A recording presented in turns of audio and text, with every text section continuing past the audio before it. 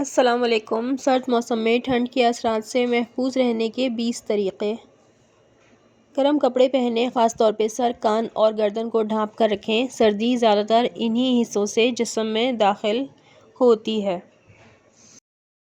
صبح و شام نیم گرم پانی پینے کی عادت اپنائیں، یہ جسم کو اندر سے گرم اور متوازن رکھتا ہے۔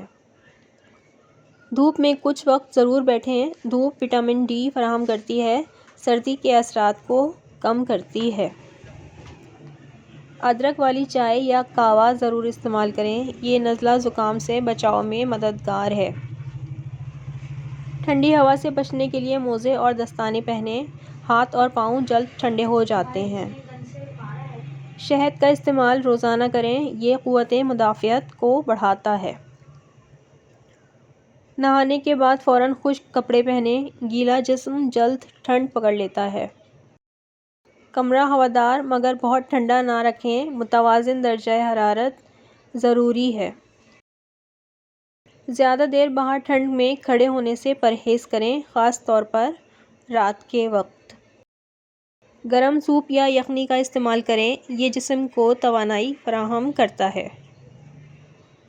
ناک اور گلے کو خشک ہونے سے بچائیں، نیم گرم پانی سے غرارے فائدہ مند ہیں۔ ٹھنڈے مشروبات سے اجتناب کریں، یہ گلا خراب کر سکتے ہیں۔